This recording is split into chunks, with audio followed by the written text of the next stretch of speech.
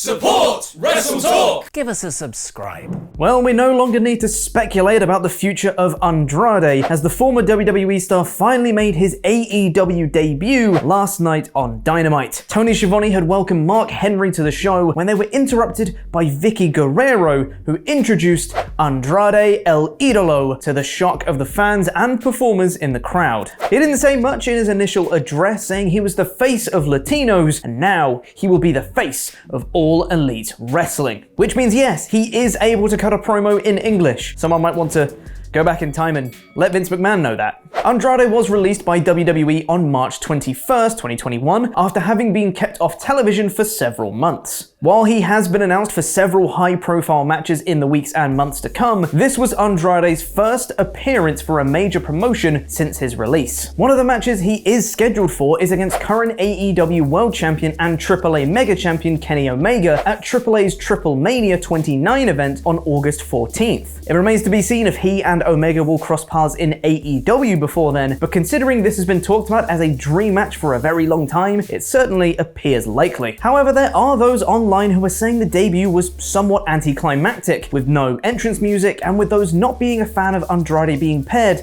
with Vicky Guerrero. What did you think of Andrade's debut? Let me know in the comments, because I'll be replying to people from out of nowhere. One of the stars WWE released earlier this week was Lana. Lana had not been featured much on television since she broke her habit of being put through tables late last year. However, it's now been reported that that was not due to her lack of trying on her part. Fightful Select reported more details about Lana's release yesterday, revealing that she and Naomi would constantly try to make sure they were involved in creative plans. They also reported that Vince McMahon had personally told Lana that they would have more for her after Charlotte took her spot at TLC 2020. Fightful said, "We've heard several stories about how she and Naomi would follow up about their creative and constantly try to ensure they were doing something. There were significantly different plans for Lana earlier this year before Charlotte's return, but we're told that Vince McMahon personally assured her that wouldn't be the end of the Lana character and they'd have more for her." Lana had been positioned to team with Asuka to face Shayna Baszler and Nia Jax for the Women's Tag Team Championship at TLC 2020. However, before that match could take place, she was removed from the storyline and replaced with the returning Charlotte Flair. Flair and Asuka would win the titles,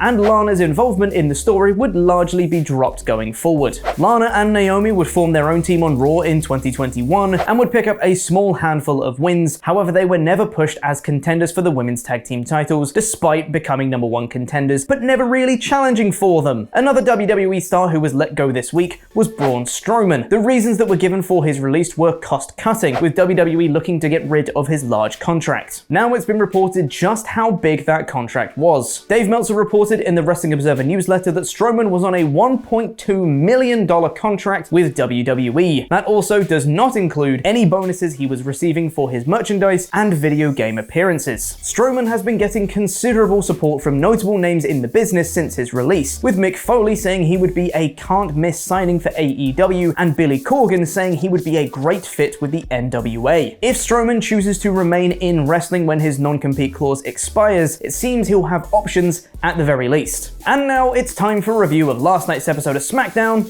in about 5 minutes. Thank you for being awesome pledgehammers on Patreon, Superkick, Nick Mizesco, and $100 Man, CD Horver. The show started off with Roman Reigns and Paul Heyman coming out to the ring and reminding the Usos that now they've called their shot for the tag titles, they better make sure they follow through and win. After the Usos come out, Roman specifically addresses Jay and says our whole family is watching. Everyone knows what that means. It means there will be consequences if they don't win. This led right into the tag title match against the Mysterios, and what a beautiful little detail to have this match open the show and not main event. Once again, proving Roman right that if Jay follows Roman's orders, he's in main event after main event, but as soon as he starts tagging with Jimmy again, he's in the opening match. Wonderful stuff. And the match itself was very fun, featuring a couple of really awesome spots, such as Jay catching Ray from his under the bottom rope slide into a Samoan drop on the commentary table. It all built to a Dominic hot tag, and after a great back and forth between the two teams, Dominic managed to roll up Jimmy for 1, 2, 3. And I immediately thought, That's a shame. It was just a roll-up and the Usos lost clean. That's not great.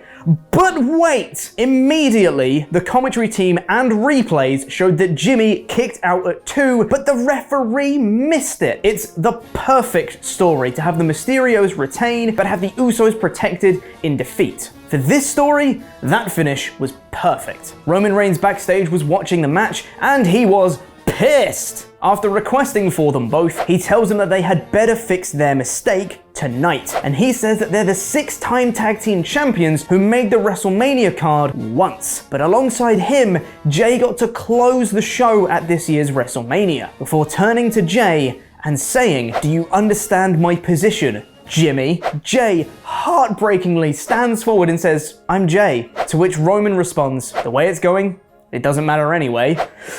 I love this story. What separates this feud out from essentially any other in WWE right now is this is all about character and the personalities involved in this story and how they affect each other. So often in wrestling, it's reduced down to the most basic, simple stories, and no one's characters are ever truly influenced by others. That's what made The Fiend so great in his early days, was that everyone who faced him came out different, and that's what makes this story so compelling. It's how everyone in this story is changing based off other people's actions. The Usos then go to Adam Pearce and Sonya Deville backstage and say they want an answer tonight, to which Deville says they'll review the footage and get back to them. And later on, Pearce and Deville inform the Mysterios that the Usos will get another shot at the tag titles tonight. This I am less of a fan of. Firstly, because it raises questions such as, what was your scheduled main event if this didn't happen? Secondly, because I think having a second shot on the same night somewhat undermines the story beats of the first match. And thirdly, because I want the consequences of the Usos losing to be played out fully first before they then challenge again. Seth Rollins has an interview backstage, but takes off the mic after Kayla asks him about Cesaro.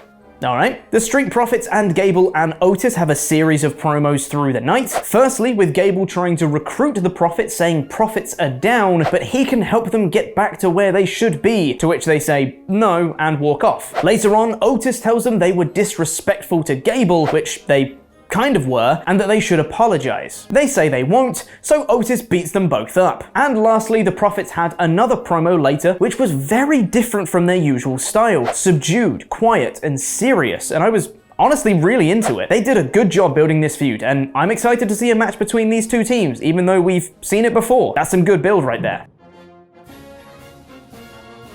Carmella faced Liv Morgan next, to which Cole said, "Liv Morgan going it alone tonight? I wonder why that is, It was a shame this match only went about 2 minutes, as I was actually really enjoying the action. It was like a contest of who's the most improved women's wrestler in WWE, because both of them have improved drastically in their time in the company. Carmella won with the Code of Silence. Bianca Belair cut a promo calling out Bayley and challenging her to a match at Hell in a Cell, which Bayley accepts via satellite, before she then laughs a lot more, and then all the screens in the Thunderdome turn into a video of her laughing and I don't like this. Bayley's laugh has serious go-away heat from me, and she's so much better than that. Somehow, the feud between Nakamura and Corbin was deemed worthy of a video package before their match here, in what was a match. Rick Boogs got taken out on the outside before Corbin then rolled up Shinsuke for the win. Corbin then took his crown back and ran off, but Boogs was there grabbing Corbin's ankle before Shinsuke took him out again, put on the crown,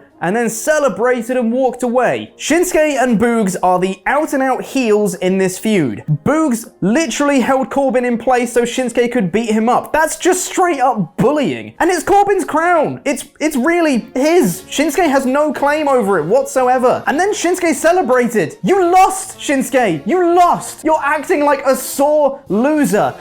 WWE doesn't understand how baby faces work. Apollo Crews defended his Intercontinental Championship against Kevin Owens next, where Commander Aziz was banned from ringside. So instead, Aziz beat up Owens backstage before the match. Owens was selling the offense throughout the whole match, even going so far as to not be able to bounce off the ropes because of his injured ribs. But after a very competitive match, Crews managed to put him away with a Death Valley driver on the apron. Big fan of that being the finish, but this does make Crews look a bit rubbish, considering he would have lost in about 2 minutes last week had Aziz not been there, and this week he only just won against an injured Owens. Sami Zayn then came out and Helluva kicked Owens. And then it was the main event rematch of the Usos versus the Mysterios, which was again a fine match. But after it looked like Jimmy was about to lose the match again, this time taking a 619 from Ray while Dom was setting up for the final frog splash, Roman Reigns interfered and caused the DQ, Superman punching Dom and spearing Ray. You could hear Roman screaming. Jimmy wasn't going to embarrass the family twice in one night. Roman then went to town on Dominic, while Jimmy told him to stop. Jimmy left the ring and told Jay to follow, but Jay